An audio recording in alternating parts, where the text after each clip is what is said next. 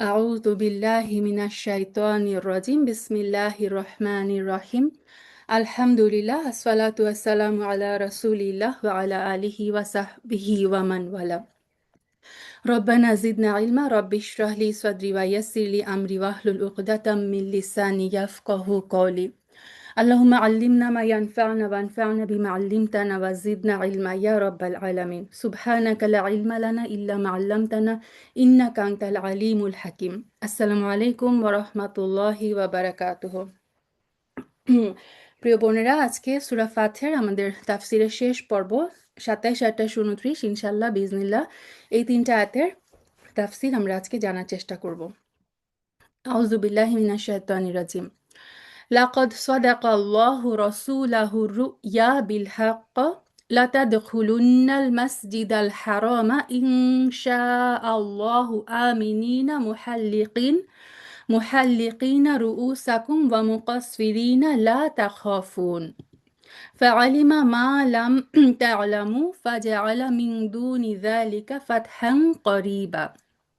আমরা যদি শব্দে শব্দে অর্থ দেখি, লাকদ লাকদ মানে অবশ্যই, নিশ্চয়ই, সদাকা সদাকাল্লাহ মানে সদাকা মানে আমরা শব্দটা বাংলায় জানি না, যে সদাকা মানে হচ্ছে মানে সত্য কথা, সত্য করে দেখিয়েছেন। সদাকাল্লাহ মানে আল্লাহ সত্য করে দেখিয়েছেন, আল্লাহ সত্যতা প্রমাণ করেছেন।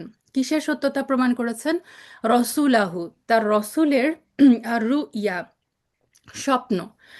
আল্লাহ নিশ্চয়ই তার রসুলের স্বপ্নকে সত্য করে দেখিয়েছেন বিল হাক্ক, সত্যের সহকারে, একদম সঠিকভাবে। এখানে কোন স্বপ্নের কথা বলা হচ্ছে?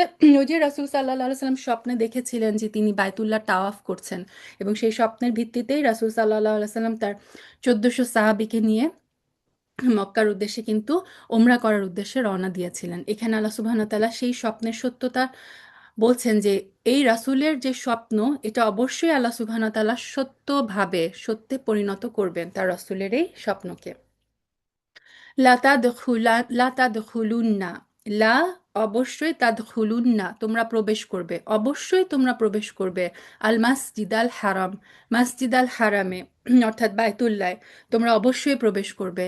ইনশা আল্লাহ, এটা আমরা সব সময় বলি, ইনশাআল্লাহ মানে কি? যদি আল্লাহ চান।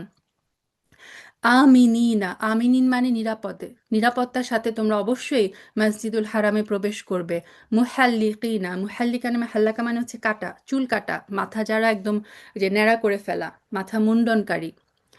তোমরা অবশ্যই এই মসজিদুল হারামে প্রবেশ করবে এবং নিরাপত্তার সাথে, এবং কেউ কেউ কি করবে? মাথা মুন্ডন করবে। রুউসাকুম, তাদের মাথা, রুস মানে মাথা, ওয়া মুকাসসিরিনা, আবার কেউ কেউ কি করবে? চুল ছোট করবে। অর্থাৎ দুইটা অপশনই আছে। এক হচ্ছে চুল ওমরা করার পরে যখন মানে এহরাম স্টেট থেকে বের হওয়ার জন্য কি করতে হয়? সাই করার পরে চুল কেটে ফেলতে হয়। তো আল্লাহ সুবহানাহু ওয়া তাআলা দুইটা অপশনই দিলেন। কেউ চাইলে মাথা পুরোপুরি মুন্ডন করে ফেলতে পারবে, অথবা কেউ চাইলে কি করতে পারে? চুল ছোট করতে পারবে। মুকাসসিরিনা, লা তাখাফুন, তোমরা ভয় পাবে না।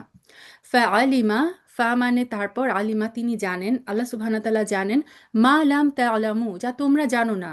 ফা জাআলা, তারপর তিনি তোমাদের জন্য দিয়েছেন, বানিয়েছেন, মিন দুনি যালিকা, এটা ছাড়াও। এটা ছাড়া মানে কি? এই যে তোমরা অবশ্যই মসজিদুল হারামে প্রবেশ করবে, তোমরা ওমরা কমপ্লিট করবে, তারপর তোমরা চুল মুন্ডন করবে এবং তোমরা নির্ভয়ে যাবে। আল্লাহ সুবহানাহু ওয়া তাআলা বললেন তোমরা জানো না, যেটা আল্লাহ জানেন। এবং এই যে আল্লাহ সুবহানাহু ওয়া তাআলা তোমাদেরকে এই যে ওমরা করার যে সুযোগটা দিবেন, এটা ছাড়াও তিনি তোমাদেরকে দিবেন কি? ফাতহান করিবা, একটা বিজয়, সূরা ফাত, একটা বিজয় দিবেন, যেটা হবে করিব, যেটা হবে করিব মানে নিকটবর্তী, আসন্ন।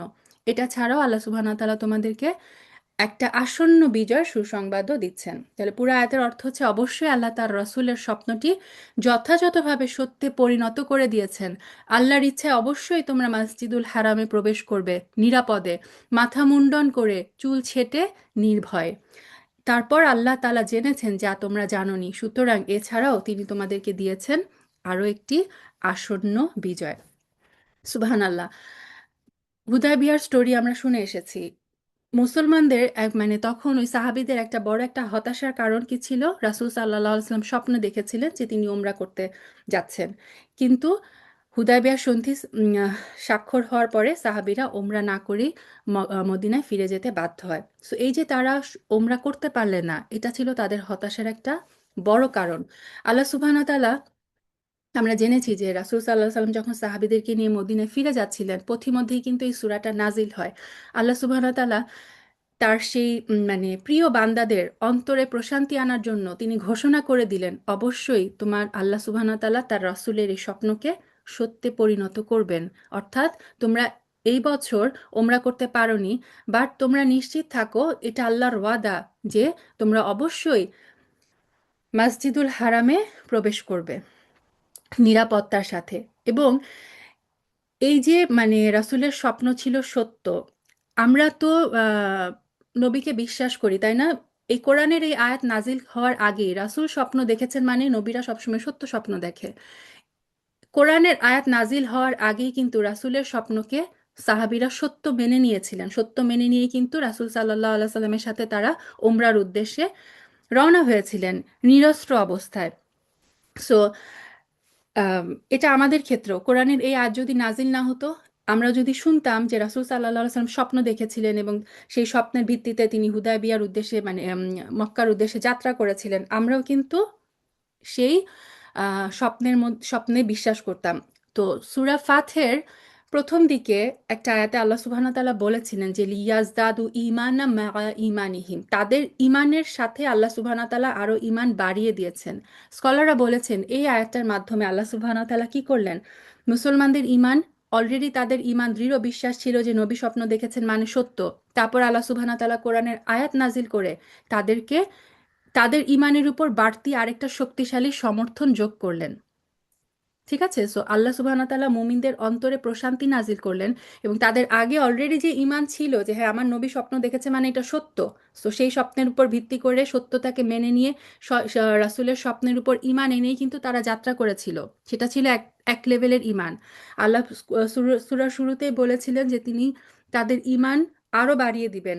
এই আয়াত নাজিল করার মাধ্যমে আল্লাহ সুবহানাহু ওয়া তাআলা তাদের ঈমান আরেক ধাপ বাড়িয়ে দিলেন। সুবহানাল্লাহ।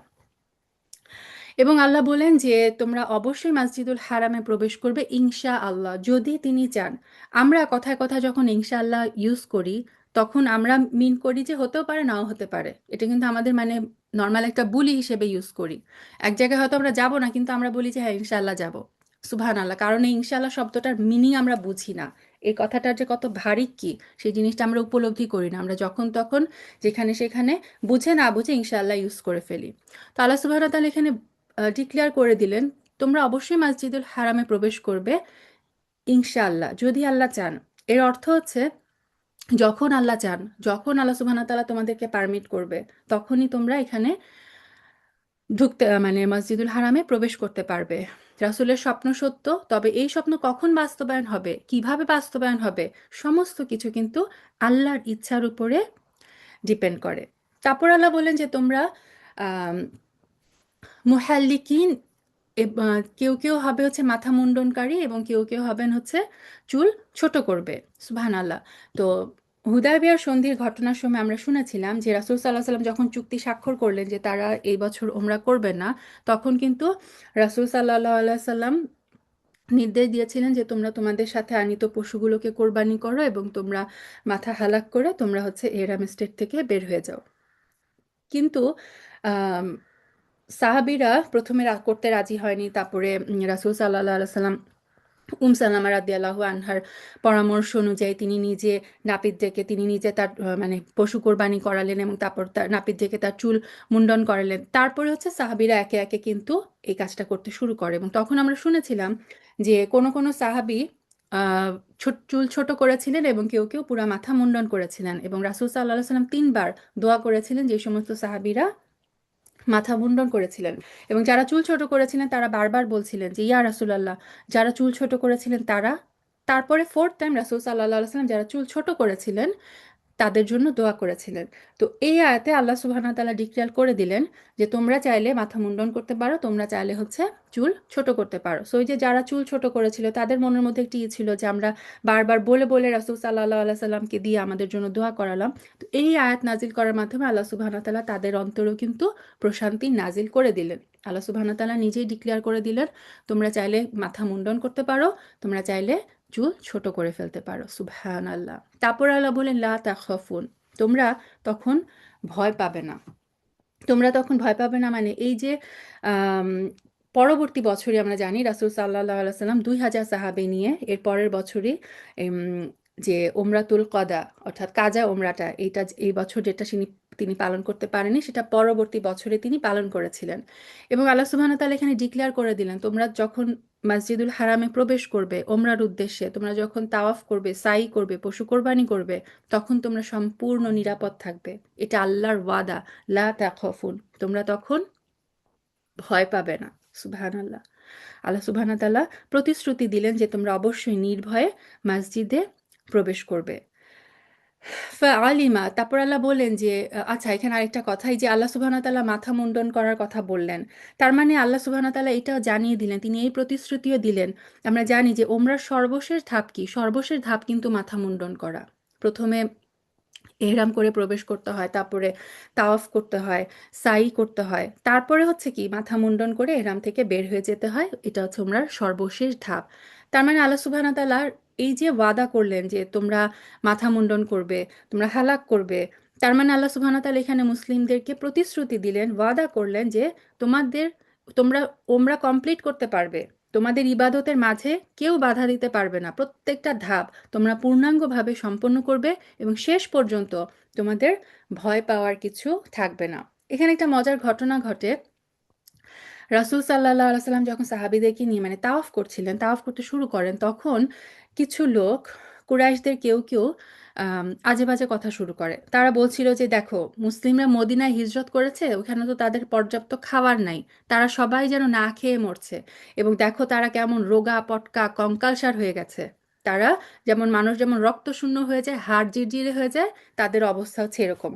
এই গুজব যখন রাসূল সাল্লাল্লাহু আলাইহি সাল্লামের কানে এসে পৌঁছায়, তিনি তার সাহাবীদেরকে নির্দেশ দিলেন যে তোমরা যখন তাওয়াফ করবে তোমাদের কাঁধ উন্মুক্ত করে দাও। অর্থাৎ এটাকে বলা হয় ইত্তিবা। ইত্তিবা মানে হচ্ছে যে তাওয়াফের সময় পুরুষদের ডান কাঁধটা কিন্তু উন্মুক্ত করে দিতে হয়, বগলের নিচ দিয়ে এহরামের কাপড়টা নিয়ে চলে আসতে হয়। তো এইটাও এই কারণেই রাসূল সাল্লাল্লাহু আলাইহি সাল্লাম সাহাবীদেরকে নির্দেশ দিলেন যে তোমরা তোমাদের কাঁধ উন্মুক্ত করো, ইত্তিবা করো এবং জোরে জোরে লাব্বাইক বলো।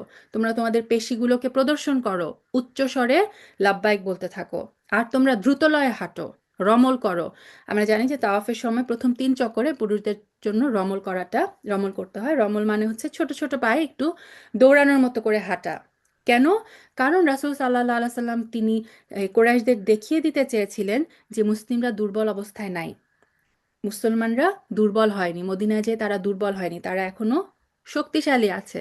সো কোনোভাবেই মানে আহ কুরাইশদের এই যে একটা অপবাদ, এই যে একটা গুজব ছড়ালো, এটাকে রাসূল সাল্লাল্লাহু আলাইহি সাল্লাম মিথ্যা প্রমাণ করলেন। তিনি ইত্তিবা এবং রমল করতে বললেন সাহাবীদেরকে। সুবহানাল্লাহ। আচ্ছা, তারপর আল্লাহ বলে দিলেন যে আল্লাহ যেটা জানেন সেটা তোমরা জানো না। অর্থাৎ এই সব কিছু আল্লাহ সুবহানাহু ওয়া তাআলার মহাপরিকল্পনা, এই সব কিছুই আল্লাহ সুবহানাহু ওয়া তাআলার নিখুঁত নকশা অনুযায়ী হুদায়বিয়ার প্রত্যেকটা স্টেপ হয়েছে। সুবহানাল্লাহ। আচ্ছা, তারপর আল্লাহ বললেন, হুয়াল্লাযী আরসালা রাসূলাহু বিল হুদা ওয়া দীনিল হাক্কি লিইয়ুযহিরাহু আলাদ দীনি কুল্লিহি ওয়া কাফা বিল্লাহি শাহীদা। হুয়াল্লাযী, তিনি সেই সত্তা যিনি, আরসালা রাসূলাহু, তার রাসূলকে প্রেরণ করেছেন, বিল হুদা, আল্লাহ সুবহানাহু ওয়া তাআলা তার রাসূলকে প্রেরণ করেছেন কি দিয়ে? বিল হুদা, হুদার সাথে। হুদা মানে কি? দিক নির্দেশনা। আমরা সূরা ফাতিহায় প্রতিদিন মিনিমাম 17 বার বলি ইহদিনা। আল্লাহ আমাদেরকে হেদায়েত দেন, এটা হচ্ছে সেই হুদা। আল্লাহ তার রাসূলকে পাঠিয়েছেন হেদায়েত দিয়ে। ওয়া দীনিল হক, এবং এমন দিন দিয়ে যেটা হচ্ছে হক, যেটা হচ্ছে সত্য, সত্য দিন দিয়ে। কেন? লিইয়ুযহিরাহু, যেন মানে বিজয়ী হতে পারে, এই দিন যেন বিজয়ী হতে পারে, আলা দিনই কুল্লিহি, কুল্লি মানে সব, সমস্ত দিনের উপরে যেন এই দিন বিজয়ী হতে পারে।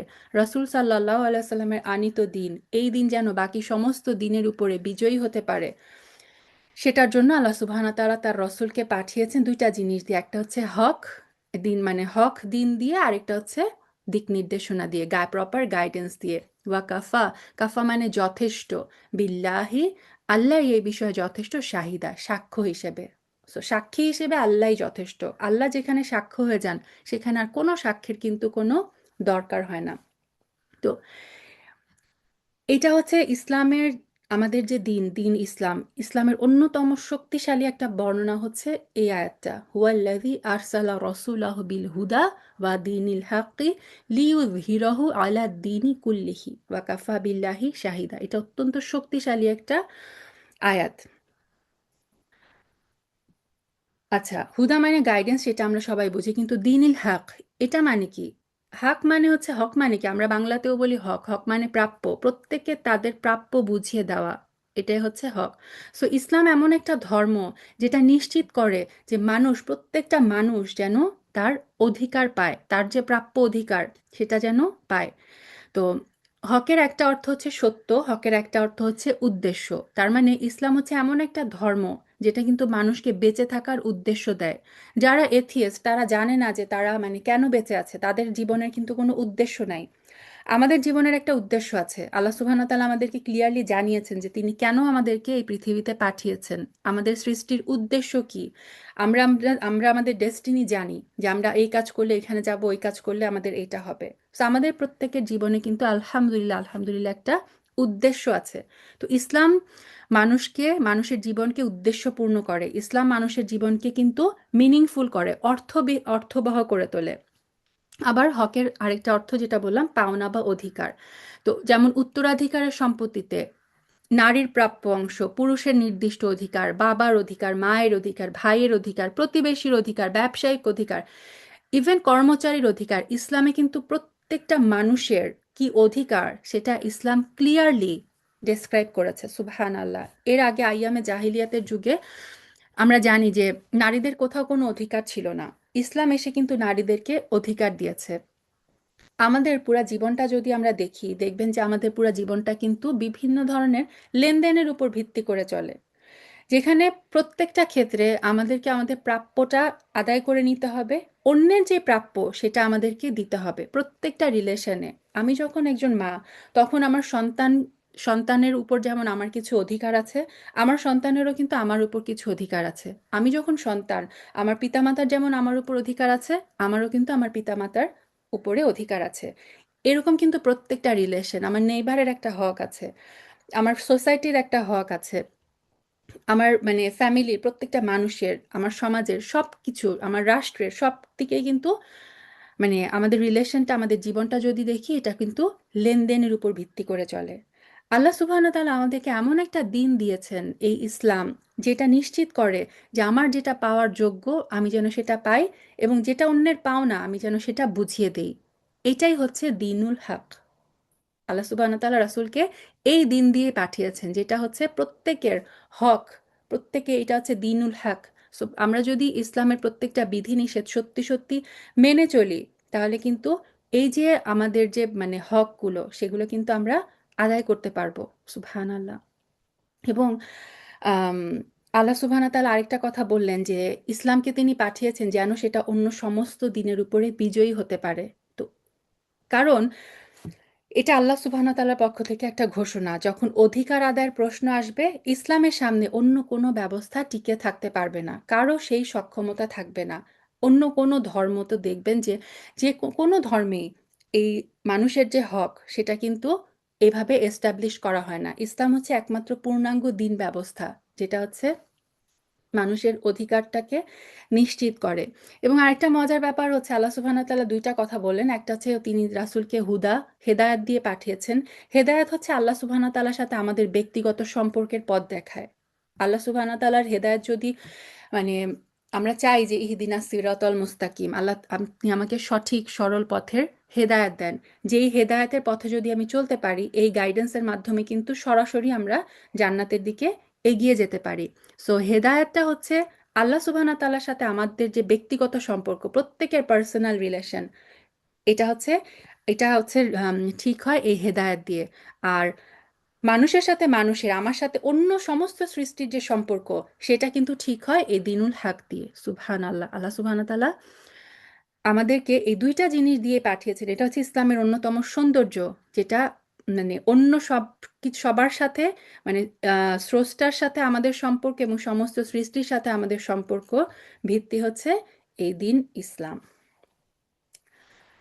চলে আসছি একদম লাস্ট আয়াতে।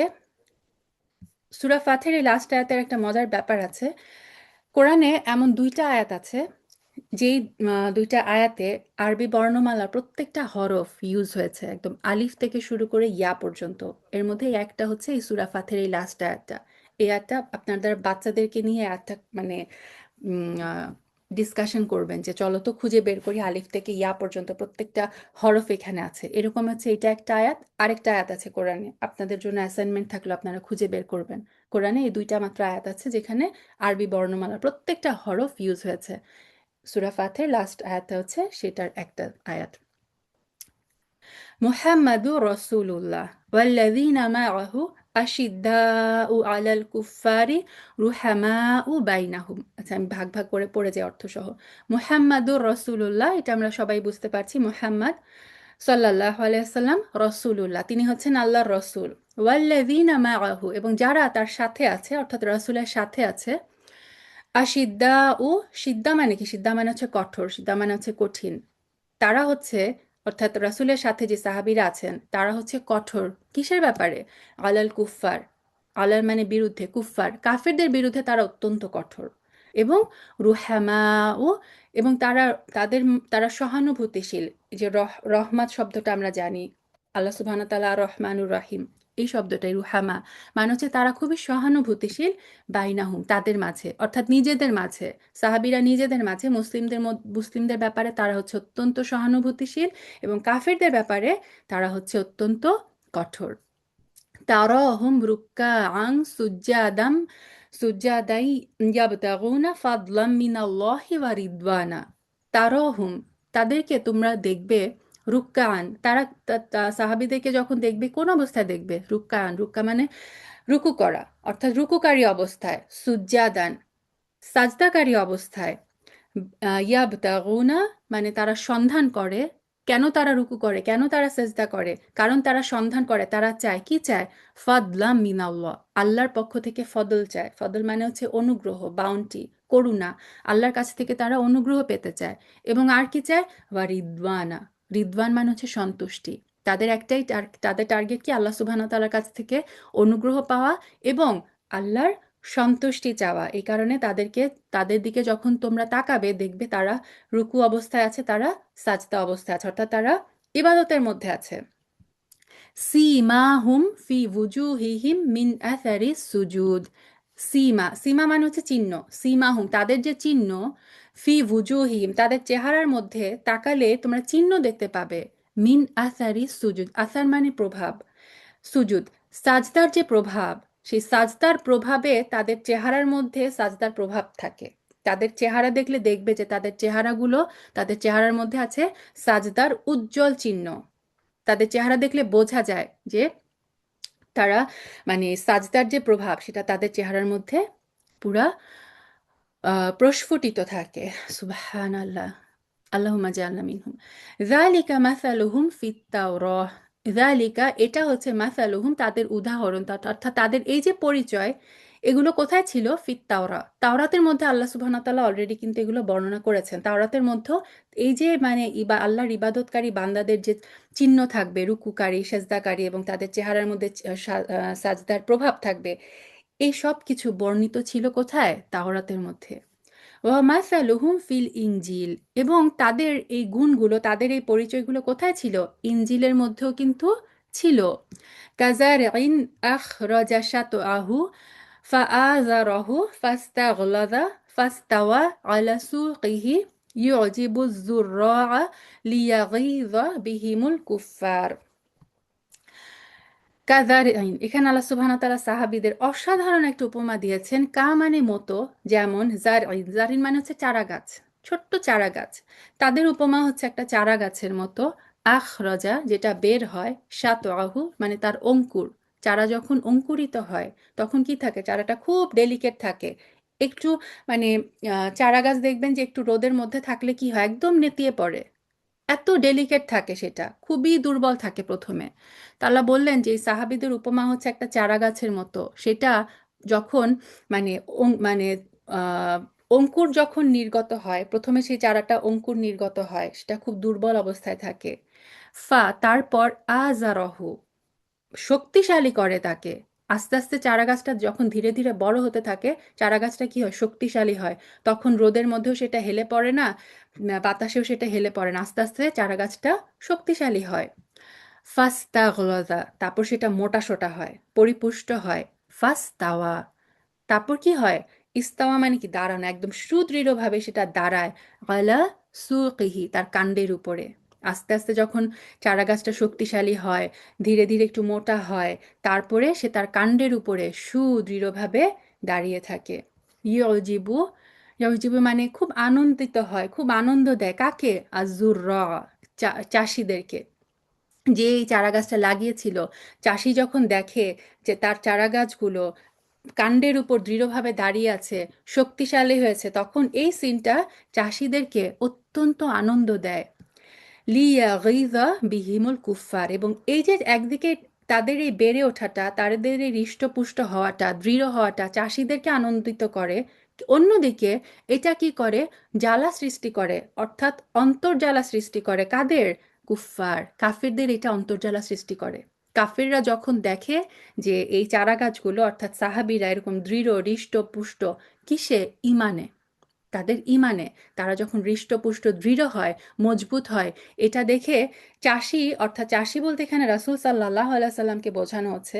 আমাদের নবী যেমন খুশি হয় তার সাহাবী, তার হাতে বেড়ে ওঠা এই সাহাবীদের দৃঢ়তা দেখে, অপরদিকে সাহাবীদের এই ইমানের মজবুতি দেখে কাফিরদের ওইটা অন্তর্জ্বালা সৃষ্টি হয়, কাফিরদের জন্য এটা হয় মর্মপীড়ার কারণ। তারপর আল্লাহ বললেন, وعد الله الذين آمنوا وعملوا الصالحات منهم مغفرة وأجرا عظيما। ওয়াদা আল্লাহ, আল্লাহ ওয়াদা করছেন, আল্লাহ প্রতিশ্রুতি দিয়েছেন, আল্লাযীনা আমানু, যারা ঈমান এনেছে, ওয়া আমিলুস সলিহাত, এবং সৎ কর্ম করেছে, মিনহুম, তাদের মধ্য থেকে, অর্থাৎ এই সাহাবীদের মধ্য থেকে যারা ঈমান এনেছে, যারা সৎকর্ম করেছে, তাদের জন্য আল্লাহর ওয়াদা, কিসের ওয়াদা, মাগফিরা, প্রথম ওয়াদাটা হচ্ছে ক্ষমার, এবং শুধু ক্ষমা করেই আল্লাহ সুবহানাহু ওয়া তাআলা ছেড়ে দিবেন না, কি করবেন, ওয়া এবং আজরন, পুরস্কার, আযীমা, মহা পুরস্কার, আল্লাহ সুবহানাহু ওয়া তাআলা ক্ষমা এবং মহা প্রতিদানের ওয়াদা করছেন। পুরো আয়াতটার অর্থটা একবার বলে নিই, তারপর আমি আস্তে আস্তে ব্যাখ্যায় আসছি। মুহাম্মদ সাল্লাল্লাহু আলাইহি সাল্লাম আল্লাহ রসুল, আর তার সাথীরা যারা তার সাথে আছেন, তারা কাফেরদের প্রতি কঠোর, পরস্পরের প্রতি সহানুভূতিশীল। আল্লাহর অনুগ্রহ এবং সন্তুষ্টির কামনায় আপনি তাদেরকে রুকু এবং সাজদায় অবনত দেখবেন। তাদের লক্ষণ তাদের মুখমণ্ডলে সাজদার প্রভাবে পরিস্ফুট। এটা হচ্ছে তাওরাতে তাদের দৃষ্টান্ত, আর ইঞ্জিলে তাদের দৃষ্টান্ত এমন একটা চারা গাছ যা থেকে নির্গত হয় কচি পাতা, অর্থাৎ অঙ্কুরিত হয়, তারপর তা শক্ত পুষ্ট হয়, পরে কাণ্ডের উপর দাঁড়ায় দৃঢ়ভাবে, যা চাষির জন্য আনন্দদায়ক। আর এভাবে আল্লাহ তাআলা মুমিনদের সমৃদ্ধির দ্বারা কাফিরদের অন্তর্জ্বালা সৃষ্টি করেন। যারা ঈমান আনে এবং সৎ কাজ করেছে তাদের মধ্যে আল্লাহ তাদের প্রতিশ্রুতি দিয়েছেন ক্ষমা এবং মহা প্রতিদানের। সুবহানাল্লাহ, অসাধারণ অসাধারণ একটা আয়াত। আল্লাহ সুবহানাহু ওয়া তাআলা এই আয়াতটা শুরু করলেন, মুহাম্মদ, আল্লাহ মুহাম্মাদুর রাসূলুল্লাহ, মুহাম্মদ আল্লাহর রাসূল। কোরআনে মোট ৪ জায়গায় রাসূল সাল্লাল্লাহু আলাইহি সাল্লামের নামে মুহাম্মদ এই শব্দটা এসেছে। এছাড়া অনেক জায়গায় আল্লাহ সুবহানাহু ওয়া তাআলা তার নবীকে যখন, মানে তার কথা যখন বলেন, মানে খুব ভালোবেসে বিভিন্ন উপমায় তিনি ডাকেন। কখনো বলেন রাসূলুল্লাহ, কখনো বলেন খাতামুন নাবিয়্যিন, কখনো বলেছেন ইয়া আইয়ুহাল মুজাম্মিল, কখনো ডেকেছেন ইয়া আইয়ুহাল মুদ্দাসসির, ইয়া আইয়ুহান নাবী। মুহাম্মদ নামটা কিন্তু মাত্র এসেছে জাস্ট ৪ বার, এই সূরায় একবার। তাহলে এখানে ডিক্লেয়ার দিচ্ছেন মুহাম্মদ হচ্ছে আল্লাহর রাসূল। সুবহানাল্লাহ। বলা হয় যে ওই যে রাসূল সাল্লাল্লাহু আলাইহি সাল্লাম যখন স্বপ্ন দেখলেন এবং নবীর স্বপ্ন সত্য, সো এই স্বপ্নটা যখন এই বছর বাস্তবায়িত হলো না, তখন কোনো মানুষ একটা গুজব ছড়ানোর চেষ্টা করলো যে তার মানে ইনি সত্য নবী না। যদি সত্য নবী হতেন তাহলে তো তার স্বপ্ন সত্য প্রমাণিত হতো। আল্লাহ সুবহানাহু ওয়া তাআলা আয়াত নাজিল করে ডিক্লেয়ার করে দিলেন, মুহাম্মদ আলাইহি সাল্লাতু ওয়াসসালাম তিনি আল্লাহর রসুল। এটা আল্লাহর ডিক্লারেশন। আল্লাহ সুবহানাহু ওয়া তাআলা কি করলেন, আবার ডিক্লেয়ার করে দিলেন কোরআনে সবার সামনে যে না, আল্লাহ ঘোষণা দিচ্ছেন মোহাম্মদ হচ্ছে আল্লাহর রসুল। এবং এর আগেই দেখলাম যে আল্লাহ ডিক্লেয়ার দিলেন যে তার স্বপ্ন, তার যে রাসূল, তার রাসূলের স্বপ্ন অবশ্যই সত্য হবে। সুবহানাল্লাহ। এখানে একটা কথা যে মোহাম্মদ হচ্ছে রাসূল সাল্লাল্লাহু আলাইহি সাল্লামের নাম, আর রসুলুল্লাহ হচ্ছে তার পদবী। তো আল্লাহ সুবহানাহু ওয়া তাআলা সবসময় কিন্তু এটা মানে ক্লিয়ার করেন যে রাসূল সাল্লাল্লাহু আলাইহি সাল্লাম একজন মানুষ। তিনি একজন রাসূল হলেও তিনি কিন্তু আহ, আমাদের মতো একজন মানুষ। সূরা কাহাফের লাস্ট আয়াতে আল্লাহ সুবহানাহু ওয়া তাআলা মানে বলেছেন যে রাসূল সাল্লাল্লাহু আলাইহি সাল্লামকে বলতে বলেছেন যে তুমি বলো আমি তোমাদের মতোই মানুষ, পার্থক্য কি যে আমার উপর ওহী নাজিল করা হয়। তো আল্লাহ সুবহানাহু ওয়া তাআলা এটা বারবারই আমাদের কাছে এটা যেন ক্লিয়ার হয়ে যায়। কিছু কিছু মানুষ এমন ভ্রান্ত ধারণায় থাকে যে তারা রাসূল সাল্লাল্লাহু আলাইহি সাল্লামের মানে যে ঈসা আলাইহিস সালামকে নিয়ে তার ফলোয়াররা যেটা করেছিলেন যে মানে আবেগের চোটে তারা কি করেন তাদের মানে যে প্রফেট নবীকেই হচ্ছে আল্লাহর স্থান ইলার স্থান দিয়ে দেন। তো আমাদের ধর্মে এটা আমরা রাসূল সাল্লাল্লাহু আলাইহি সাল্লামকে দৃঢ়ভাবে বিশ্বাস করি যে তিনি আমাদের মতো একজন মানুষ, কিন্তু তিনি হচ্ছেন আল্লাহর রসুল। এটা তার উপাধি, এটা তার পদমর্যাদা। তো একদম আমাদের মতো একজন সাধারণ মানুষের মতো তার ঘুমানো জাগা পারিবারিক জীবন তার বন্ধুত্ব সব কিছু ছিল। সব কিছুর ঊর্ধ্বে তিনি হচ্ছেন আল্লাহর রসুল। সুবহানাল্লাহ।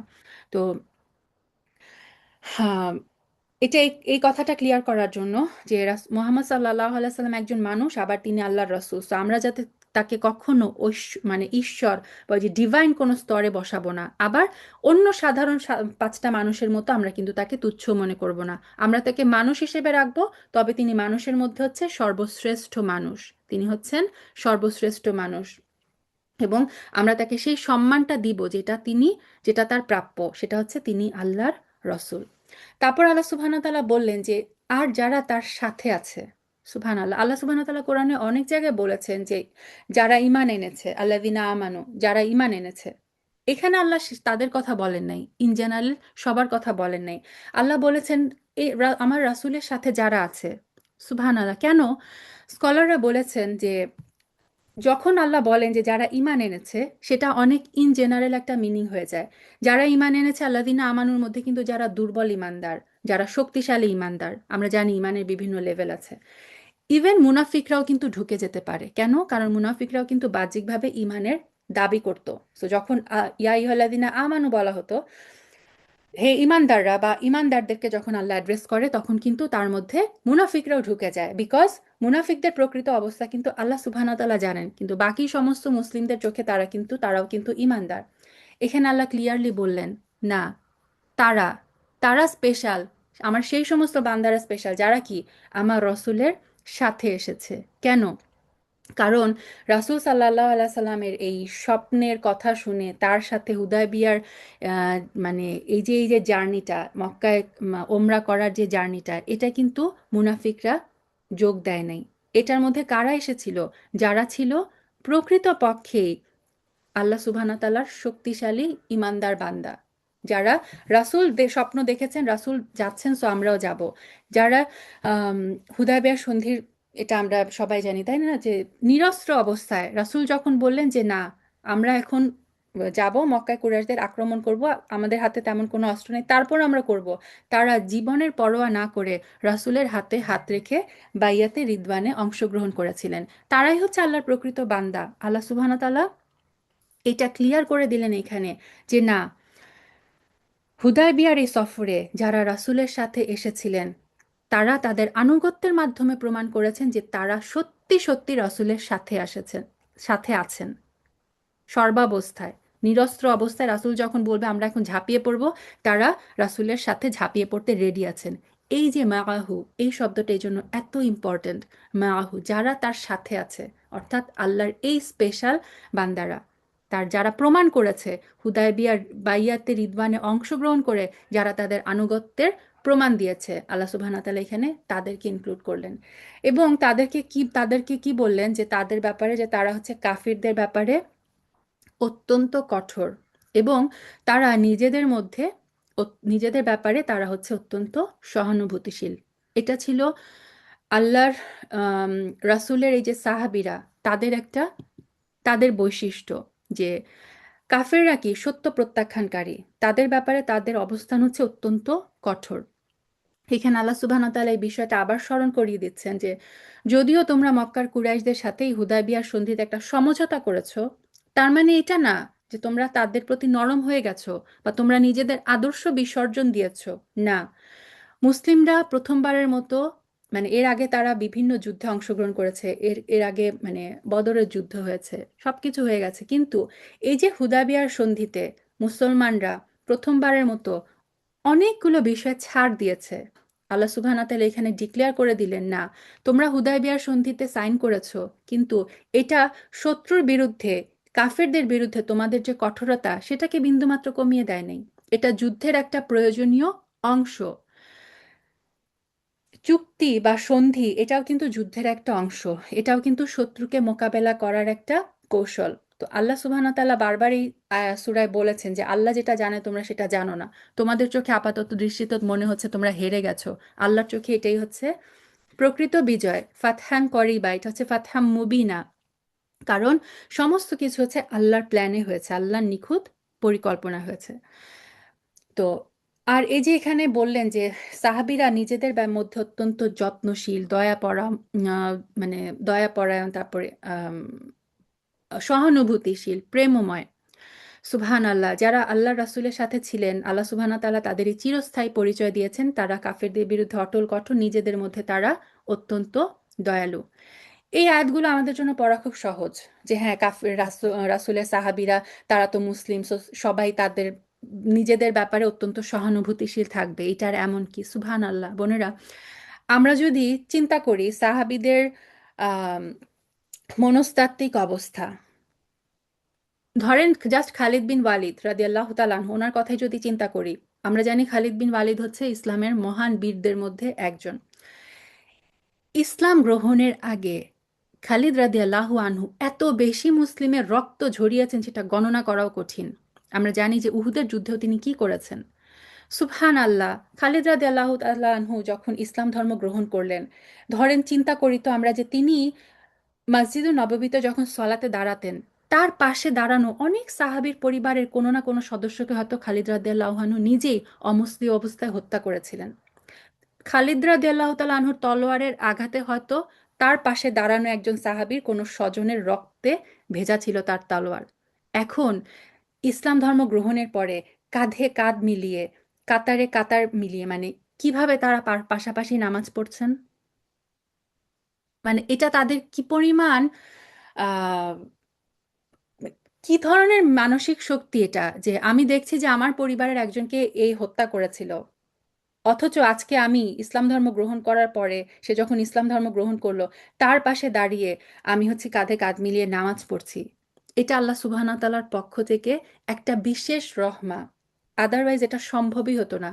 এটা মানে এই সাইকোলজিক্যালি চিন্তা করলে এটা পুরোপুরি মানে অবাস্তব মনে হয়, তাই না? আবার খালিদ রাদিয়াল্লাহু তাআলা আনহুর দিক থেকে যদি আমরা চিন্তা করি, তার বাবা ছিলেন কে? ওয়ালিদ বিন মুগিরা। কোরআনে অনেক আয়াত নাজিল করা হয়েছে এই ওয়ালিদ বিন মুগিরাকে নিয়ে। তাকে আল্লাহ সুবহানাহু ওয়া তাআলা মানে চরমভাবে অপমান ভর্ৎসনা করেছেন। সূরা কলাম যদি পড়ে দেখেন, হাম্মাজিন নাম্মাইন বিল খয়ের, হাম্মাজিন মাশাইন বিনামি নামি মান্নাইন বিল খয়ের মুতাদিন আসিম। ওয়ালিদ বিন মুগিরাকে নিয়ে অনেকেই বলেছেন এই আয়াতগুলো ওয়ালিদ বিন মুগিরাকে নিয়ে, যেখানে তার মানে চরিত্রের যে ধাজ্জা উড়িয়ে দেওয়া বলে না, যে মানে পুরাপুরি তাকে যেভাবে অপমান করা হয়েছে। খালিদ রাদিয়াল্লাহু তাআলা আনহু মুসলিম হওয়ার পরে তিনি কি সেই একই কোরআন তেলাওয়াত করতেন না? তিনি যখন সূরা কলাম পড়তেন, বা তিনি যখন সলাতে দাঁড়িয়ে আছেন, রাসূল সাল্লাল্লাহু আলাইহি ওয়াসাল্লাম যখন সূরা কলাম পড়ছেন, তখন তিনি নামাজে দাঁড়িয়ে দাঁড়িয়ে শুনছেন যে এমন আয়াত পড়া হচ্ছে যেটা তার বাবাকে নিয়ে বলা। তার বাবার স্মৃতি তখন কি তাকে ছিন্ন বিচ্ছিন্ন করে দেয়নি? অথচ সেই খালিদ রাদিয়াল্লাহু তাআলা আনহু সেই সমস্ত মানুষদের সাথে যুদ্ধে অংশ নিচ্ছেন, তাদের জন্য নিজের প্রাণ দিতে প্রস্তুত হয়ে যাচ্ছেন, যারা তার বাবার বিরুদ্ধে যে আয়াত নাজিল হয়েছে সেগুলো পড়ছে। কেমন ছিল তাদের মেন্টালিটি? কেমন ছিল এই চেঞ্জ? কিভাবে তারা এটা সহ্য করেছেন? সুবহান আল্লাহ। তার মানে আমরা এটা বুঝি বোনেরা, যে এই যে আল্লাহ বললেন যে তারা নিজেদের ব্যাপারে সহানুভূতিশীল, এই জিনিসটা কিন্তু এত ইজি ছিল না। যখন একজন সাহাবী রাসূল সাল্লাল্লাহু আলাইহি সাল্লামের সাথে থাকেন, যখন তিনি ইসলামে প্রবেশ করেন, তখন তার নিজের ভালোবাসা, নিজের ঘৃণা, সবকিছু ইসলামের ছাঁচে নতুন করে সাজানো হয়। ইসলাম এত শক্তিশালী একটা শক্তি, যে ব্যক্তিগত মানে আপনার আনুগত্য, পক্ষপাতিত্ব, ব্যক্তিগত যে ক্ষোভ, পুরানো যে ক্ষত, মানসিক যে আসক্তি, সব কিছুকে রিফর্ম করে দেয় ইসলাম। ইসলাম শুধুমাত্র একটা বিশ্বাস না, এটা মানুষের আবেগীয় জগৎ, আবেগীয় জগতে একটা আমূল পরিবর্তনের নাম। ইসলাম হচ্ছে ইমোশনাল রিঅ্যাডজাস্টমেন্ট। সুবহান আল্লাহ। আবু সুফিয়ানের কথা আমরা সবাই জানি। মক্কা বিজয়ের আগ পর্যন্ত সে কিন্তু ইসলাম গ্রহণ করেনি। ইভেন মক্কা বিজয়ের যে রাত, তার আগের রাতেও সে ইসলাম ধর্ম গ্রহণ করেনি। কত কিছু সে করেছে এই আবু সুফিয়ান। তারপরে আবু সুফিয়ান যখন মক্কা বিজয়ের পরে যখন ইসলাম গ্রহণ করলেন, তখন তার হাতে এই যে যে সমস্ত সাহাবীদের পরিবারের অনেকে মারা পড়েছে, এত অত্যাচারিত, এত কিছু হয়েছে, সেই সাহাবীরা কি আবু সুফিয়ানের সাথে কাঁধ মিলিয়ে যুদ্ধে অংশ নেয়নি? এটা কিভাবে সম্ভব ছিল? এটা আল্লাহ সুবহানাহু ওয়া তাআলার পক্ষ থেকে এই যে রহমত, তাদের অন্তরে একের প্রতি অন্যের ব্যাপারে যে সহানুভূতিশীলতা, এটা আল্লাহ সুবহানাহু ওয়া তাআলার পক্ষ থেকে একটা স্পেশাল রহমত ছিল। আদারওয়াইজ এটা কখনোই সম্ভব হতো না। সুবহানাল্লাহ। তারপর আল্লাহ বললেন যে তাদের চিহ্ন কি? আমরা যখন দুনিয়ার বুকে মানে বিজয়ীদেরকে দেখি, তখন বিজয়ীরা কি করে? অহংকারে বুক ফুলিয়ে হেঁটে বেড়ায়। আল্লাহ সুবহানাহু ওয়া তাআলা বললেন যে না, প্রকৃত বিজয়ী যারা, আল্লাহর চোখে যারা বিজয়ী, তাদেরকে তোমরা যখন দেখবে, তাদের বর্ণনা কি? তাদেরকে দেখবে তোমরা রুক্কান সুজ্জাদান, তাদেরকে দেখবে রুকুরত অবস্থায়, সাজদারত অবস্থায়। তারা শুধুমাত্র আল্লাহর সন্তুষ্টি চায়, তারা শুধুমাত্র আল্লাহর অনুগ্রহ চায়। রুকু এবং সাজদা দুইটাই কিন্তু কি, মানে আমরা যে আল্লাহ সুবহানাহু ওয়া তাআলার কাছে আমরা যে আম, কতটা অসহায়, আমরা যখন রুকুতে যাই আমরা সেটা প্রমাণ করি। সুবহান রব্বিল আযীম, আল্লাহ আমি হচ্ছি সবচেয়ে দুর্বল, তুমি হচ্ছে সবচেয়ে বেশি আযীম, তুমি হচ্ছে সবচেয়ে বেশি শক্তিশালী। আমরা যখন সাজদায় যাই, আল্লাহ আমি কিছুই না, আমি আমার মাথাটা মাটিতে ঠেকিয়ে ঘোষণা দিচ্ছি সুবহান রব্বিল আলা, আল্লাহ তুমি হচ্ছে হাইয়েস্ট, তুমি হচ্ছে সর্বোচ্চ, আমি হচ্ছে সর্বনিম্ন, আমি কিছুই না। সো এই যে এগুলো হচ্ছে মানে হিউমিলিটির পজিশন। আল্লাহ সুবহানাহু ওয়া তাআলা বললেন, ইসলামের যারা বিজয়ী, আল্লাহর চোখে যারা বিজয়ী, তাদের সাইন হচ্ছে এরকম: তারা হয় রুকু অবস্থায়, না হলে তারা সাজদারত অবস্থায় আল্লাহর সন্তুষ্টি খুঁজছে। তারা তারা মানে অহংকারে বুক ফুলিয়ে হেঁটে বেড়ায় না। তারা সর্বদাই আল্লাহ সুবহানাহু ওয়া তাআলার জন্য মানে হাম্বল, বিনীত অবস্থায় আছে। তারা যেন সারাক্ষণই বলে যে হে আল্লাহ, যতক্ষণ আপনি সন্তুষ্ট ততক্ষণই আমরা সফল। সো আমাদের সন্তুষ্ট, আমাদের সফলতা, ফওজান আযীমা বলা হয় কি, আমাদের মানে সফলতা হচ্ছে যখন আল্লাহ সুবহানাহু ওয়া তাআলা আমাদের উপর সন্তুষ্ট হয়ে যাবেন। সেটাই হচ্ছে চরম সাফল্য, যেটা হচ্ছে চরম বিনয় এবং নম্রতার একটা অনন্য বর্ণনা আল্লাহ সুবহানাহু ওয়া তাআলা এখানে দিচ্ছেন। আল্লাহ সুবহানাহু ওয়া তাআলা যেন আমাদেরকে বুঝাতে চাচ্ছেন যে এই পৃথিবীর প্রকৃত বিজয়ী কোনো দাম্ভিক বিজেতা নয়, বরং যারা বিনয়ী তারাই হচ্ছে প্রকৃত বিজয়ী। তারপর আল্লাহ বললেন যে যালিকা মাসালুহুম, আচ্ছা, যে সীমাহুম ফি wujuhihim মিন আসারি সুজুদ, তাদের চেহারায় সাজদার চিহ্ন থাকবে। সাজদার চিহ্ন থাকা মানে এটা না যে কপালে কোনো উল্কি বা কপালে কোনো দাগ থাকবে, বরং এটার অর্থ হচ্ছে আল্লাহর সামনে তারা নিজেদের অহংকারকে এতটাই বিলীন করে দিয়েছে, তাদের চেহারার দিকে তাকালে সেই ভক্তি, সেই নম্রতা সেটাতে তার চেহারার মধ্যে ফুটে ওঠে। এটা যে চিহ্ন মানে একদম কপালে কালো দাগ সেটা না, এটা হচ্ছে তাদের চেহারার মধ্যে ওই ভাবটা, নম্রতার একটা ভাব। তাদের চেহারা দেখলে বোঝা যায় তারা অনেক বিনীত, তারা অনেক বিনম্র, আল্লাহর ভয়ে সর্বদাই তারা বিনীত। আল্লাহর কাছে মাথা নত করার অভ্যাস তাদের জীবনের অন্য সমস্ত কিছুকে নিয়ন্ত্রণ করে। কখন তারা রাগ করবে, কখন তারা নরম হবে, সেটা আল্লাহর উপর ডিপেন্ড করে। তারা আল্লাহর জন্য রাগ করে, তারা আল্লাহর জন্য নরম হয়। সুবহান আল্লাহ। তারা সর্বদাই আল্লাহর প্রতি সাজদানত অবস্থায়, মানে এটা হচ্ছে সাজদারত অবস্থায় মানে যে নামাজের সাজদায় পড়ে থাকে সেটা কিন্তু বোঝানো হচ্ছে না। আল্লাহর প্রতি সাজদানত অবস্থায় মানে মানসিকভাবে, মেন্টালি তারা সবসময় আল্লাহর প্রতি বিনীত। সর্বক্ষণই তারা আল্লাহর আদেশ নিষেধ মেনে আল্লাহর প্রতি তারা কি থাকে? বিনীত থাকে। এভাবেই তারা জীবন অতিবাহিত করে। তারপর আল্লাহ বললেন যে তাদের উদাহরণ তাওরাতে দেওয়া হয়েছে। মজার ব্যাপার হচ্ছে এখনকার তাওরাতে যদি আমরা এই উদাহরণ খুঁজতে যাই, খুঁজে পাবো না। তাওরাত থেকে এই বিষয়গুলোকে সরিয়ে দেওয়া হয়েছে। আল্লাহ ঘোষণা দিলেন তাওরাতে এর উদাহরণ ছিল, পরবর্তীতে ইহুদিরা কি করেছে? তাওরাত থেকে এটা সরিয়ে ফেলেছে। এখানে আরেকটা ব্যাপার হচ্ছে আল্লাহ সুবহানাহু ওয়া তাআলা এখানে তাওরাত এবং ইনজিল দুইটার কথাই বললেন। তাওরাতের মাধ্যমে আল্লাহ সুবহানাহু ওয়া তাআলা কোন নবীর স্মৃতিকে স্মরণ করিয়ে দেন? মুসা আলাহ সাল্লামের। আর ইনজিল বলার মাধ্যমে ঈসা আলাহ সাল্লামের স্মৃতিকে। মুসা আলাহ সাল্লাম ফেরাউনকে পরাজিত করেছিল, আর ঈসা আলাহ সাল্লাম লড়াই করেছিলেন কাদের বিরুদ্ধে? বনি ইসরায়েলের তৎকালীন যে ইহুদিরা, সেই ইহুদিদের ভ্রান্ত বিশ্বাসের বিরুদ্ধে। রাসূল সাল্লাল্লাহু আলাইহি সাল্লামের সময় ফেরাউন কে ছিল? আবু জাহেল। আর তার সামনেও কিন্তু বানি ইসরায়েলের বা আহলে কিতাব এবং কুফফারদের এই চ্যালেঞ্জ কিন্তু ছিল। সো আল্লাহ সুবহানাহু ওয়া তাআলা এই আয়াতে তাওরাত এবং ইনজিল এই উভয় কিতাবের উদাহরণ টেনে দেখিয়েছেন মুসা আলাহিস সাল্লামের মাধ্যমে কিতাব অবতীর্ণ হওয়ার যে মিশন শুরু হয়েছিল, ঈসা আলাহিস সাল্লামের মাধ্যমে যে সেই মিশন পূর্ণতা পেতে শুরু করেছিল, রাসূল সাল্লাল্লাহু আলাইহি সাল্লামের মাধ্যমে কিন্তু সেই মিশনই সম্পূর্ণ হয়েছে। আর যে বিজয় বা আলটিমেটলি যে মক্কা বিজয়, মক্কা বিজয় যে আসছে, এই মক্কা বিজয়ের মাধ্যমে কিন্তু সেই দীর্ঘ মিশনেরই চূড়ান্ত রূপ। বিজয়ের মাধ্যমে কিন্তু এই মিশন রাসূল সাল্লাল্লাহু আলাইহি সাল্লাম কমপ্লিট করেন। এই কারণে দেখবেন যে কোরআনে মুসা আলাহিস সাল্লামের কথা সবচেয়ে বেশি উল্লেখ করা হয়েছে, কারণ তার মিশনের সাথে রাসূল সাল্লাল্লাহু আলাইহি সাল্লামের মিশনের একটা সরাসরি যোগসূত্র আছে। মুসা আলাহিস সাল্লাম দেখবেন যে প্রথমে মুসা আলাহিস সাল্লামের মিশনের কিন্তু দুইটা অংশ ছিল। প্রথমটা ছিল মিশরে, তারপর তিনি হিজরত করেন। আর দ্বিতীয়টা ছিল বানি ইসরায়েলকে নিয়ে, যেখানে মানে সূরা বাকারায় আমরা পড়ে এসেছি যে বানি ইসরায়েল পদে পদে কিভাবে কি করেছে।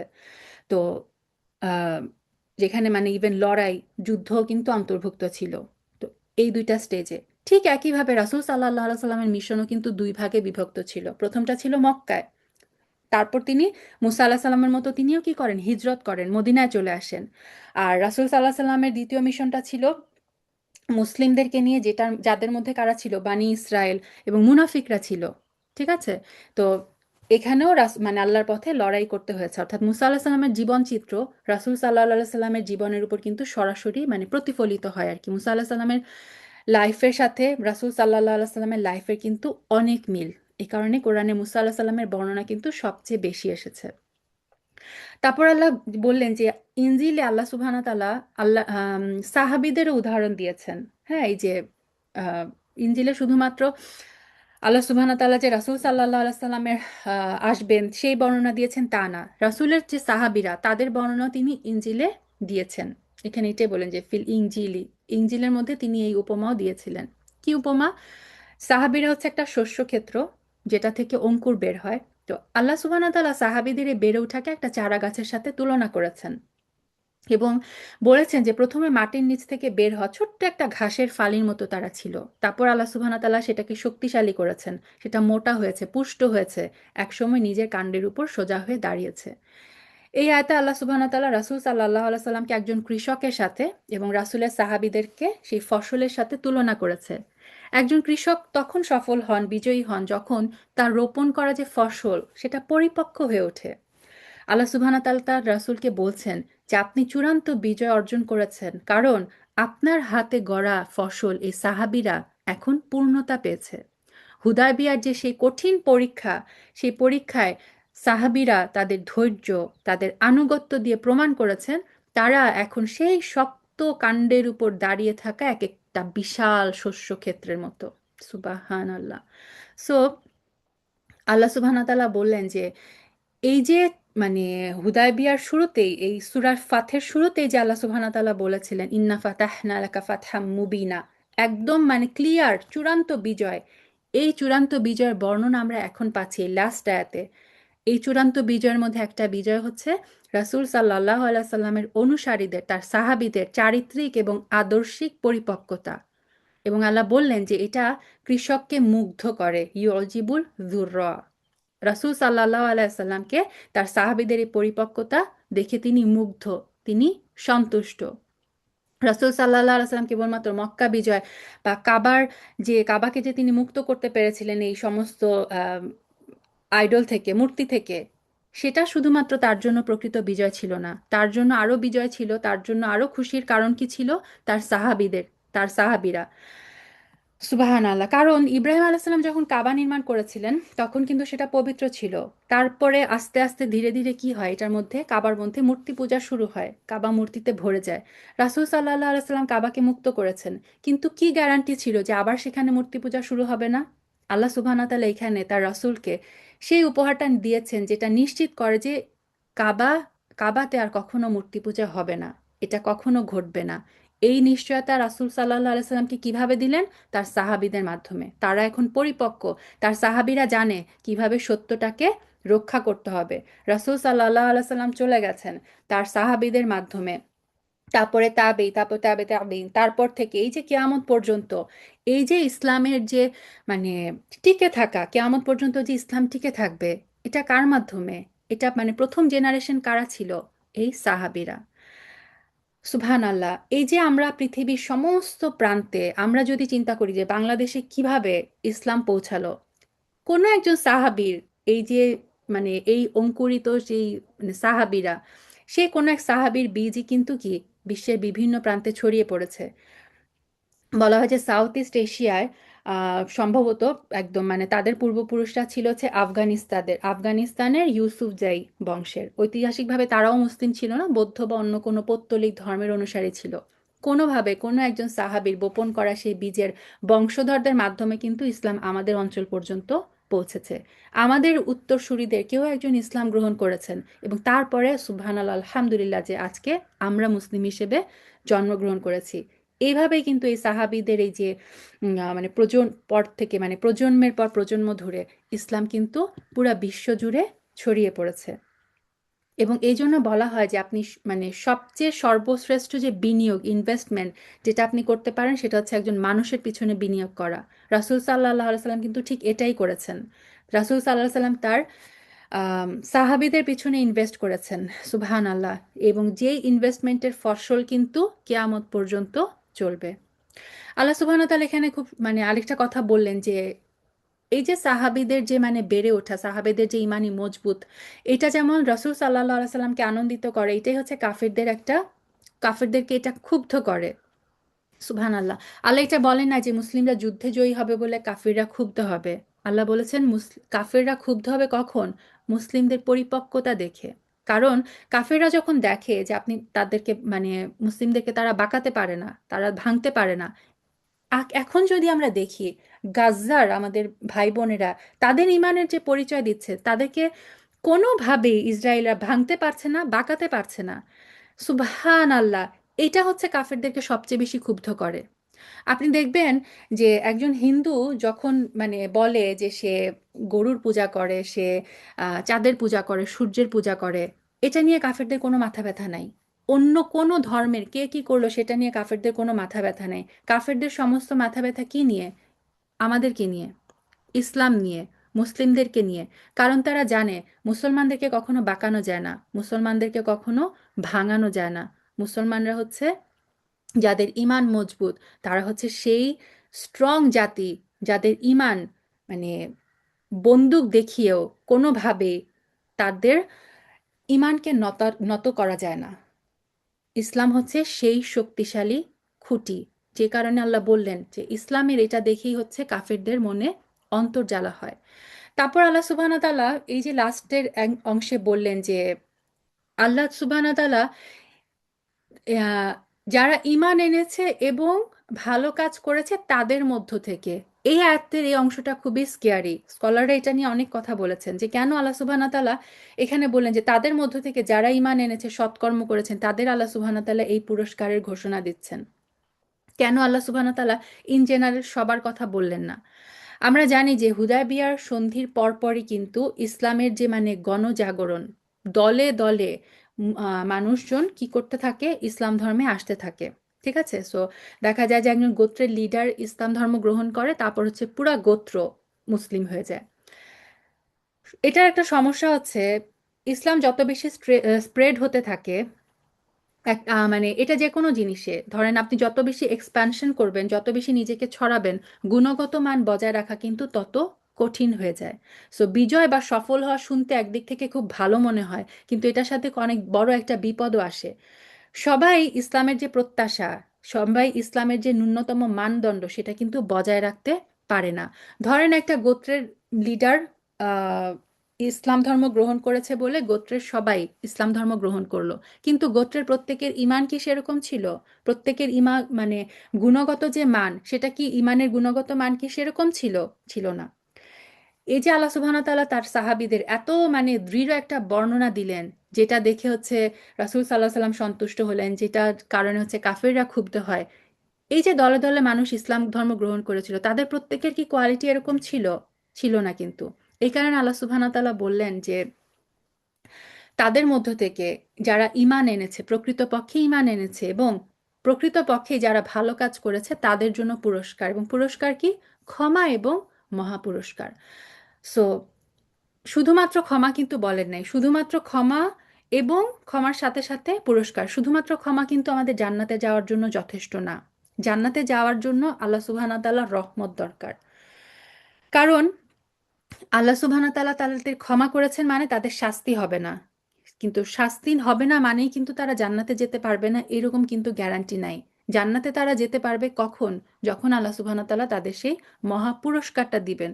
সো আল্লাহ সুবহানাহু ওয়া তাআলা এখানে সেই নিশ্চয়তাটাও দিলেন যে যারা তাদের মধ্যে ঈমান আনবে, যারা সৎকর্ম করবে, তাদের আল্লাহ সুবহানাহু ওয়া তাআলা শুধু ক্ষমাই করবেন না, শাস্তি মওকুফ করবেন না, বরং মহা পুরস্কার দিবেন যাতে তারা জান্নাতে যেয়ে ধন্য হতে পারে। সুবহানাল্লাহ। তো এর মাধ্যমে মানে শেষ হচ্ছে সূরা ফাথের তাফসির। সূরা ফাথটা, হুদায়বিয়ার সন্ধিটা আমাদের জন্য মানে প্রত্যেকটা স্টেপে স্টেপে এত বেশি শিক্ষামূলক একটা সূরা এটা। সুবহানাল্লাহ। আজকে আর সময় নাই, সো আমি ইব্রাহিম আলাইসাল্লামের জাস্ট একটা কথা বলি যে কোরআনে ৩টা স্বপ্নের কথা এসেছে, ৩টা নবীর ৩টা স্বপ্নের কথা বেশি এমফেসাইজ দেওয়া হয়েছে। একটা স্বপ্ন ছিল ইব্রাহিম আলাহিসাল্লামের স্বপ্ন, যেটা তিনি দেখেছিলেন তার ছেলে ইসমাইল আলাহিসাল্লামকে জবাই করার যে স্বপ্নটা, এই স্বপ্ন আমরা মানে সবাই জানি। আরেকটা স্বপ্ন হচ্ছে ইউসুফ আলাহিসাল্লামের স্বপ্ন, যেখানে তিনি দেখেছিলেন যে 11টা নক্ষত্র, সূর্য, চাঁদ তাকে সেজদা করছে। আর থার্ড স্বপ্নটা হচ্ছে রাসূল সাল্লাল্লাহু আলাইহি সাল্লামের স্বপ্ন, যেটা তিনি দেখেছিলেন যে তিনি মক্কায় প্রবেশ করছেন, তিনি ওমরা করছেন। এবং এই 3টা স্বপ্নের মধ্যে কিন্তু একটা রিলেশন আছে। সুবহানাল্লাহ। টাইম অনেক শর্ট, জাস্ট এক লাইনে বলি যে রাসূল সাল্লাল্লাহু আলাইহি সাল্লামের স্বপ্ন কিন্তু ইব্রাহিম আলাইহিস সালামের স্বপ্ন এবং ইউসুফ আলাইহিস সালামের স্বপ্ন দুইটার সাথেই রিলেটেড। আল্লাহ সুবহানাহু ওয়া তাআলা রাসূল সাল্লাল্লাহু আলাইহি সাল্লামকে দেখালেন যে তোমরা মক্কায় যাবে, এবং এই যে এখানে তিনি বললেন যে তোমরা মাথা মুন্ডন করবে, তারপরে উম, মানে কি তোমরা ওমরা সম্পন্ন করবে।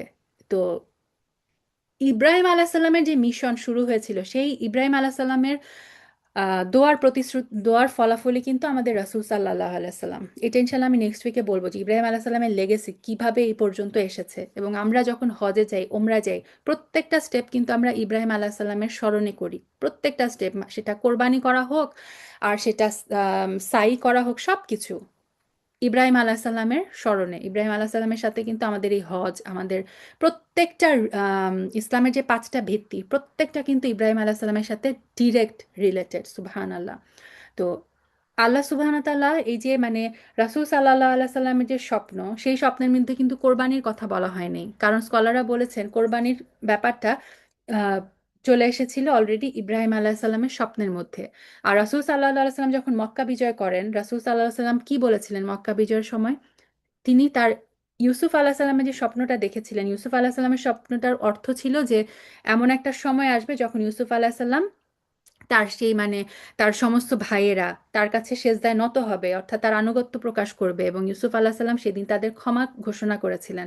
রাসূল সাল্লাল্লাহু আলাইহি সাল্লাম যখন মক্কা বিজয়ের পরে মক্কায় যখন প্রবেশ করেছিলেন, তিনি সেম ইউসুফ আলাহিসাল্লামের সেই ক্ষমার আদর্শেরই তিনি পুনরাবৃত্তি করেছিলেন। রাসূল সাল্লাল্লাহু আলাইহি সাল্লামও কুরাইশদের উদ্দেশ্যে সেম কথা বলেছিলেন, যেটা ইউসুফ আলাহিসাল্লাম তার ভাইদের উদ্দেশ্যে বলেছিলেন যে আজকে তোমাদের উপর আমার কোনো অভিযোগ নাই। সুবহান আল্লাহ। তো এই স্বপ্নগুলো কিন্তু রিলেটেড, এবং ইউসুফ আলাহিসাল্লাম এবং মানে সবাই কিন্তু ইউসুফ আলাহিসাল্লামও কিন্তু ইব্রাহিম আলাহিসাল্লামেরই বংশধর, এবং রাসূল সাল্লাল্লাহু আলাইহি সাল্লামও কিন্তু ইব্রাহিম আলাইহিস সালামেরই বংশধর। সুবহান আল্লাহ। সো আমরা যখন ওমরা করতে যাই, আমরা যখন হজে যাই, তখন যেন আমরা সূরা ফাথের এই ঘটনাগুলো মনে করি। হুদায়বিয়ার প্রত্যেকটা ঘটনা যেন আমরা মনে করি। ইভেন যারা হজে যেতে পারছে না, আমরা যখন ঈদুল আজহার সময় পশু কোরবানি দেই, তখন যেমন আমরা ইব্রাহিম আলাইহিস সালামের সেই মানে পুত্রকে কোরবানির নির্দেশের কথা চিন্তা করব, ঠিক তেমনি এটাও চিন্তা করব সেই সমস্ত সাহাবীদের কথা যে যারা হুদায়বিয়া পর্যন্ত গিয়েছিলেন, যারা কাবা দেখতে না পেয়েও সেখানে পশু কোরবানি করে ফেরত এসেছিলেন। তারা যদি সেই দিন এই ত্যাগ স্বীকার না করতেন, আজকে আমরা কখনো কাবা দেখার সুযোগ পেতাম না।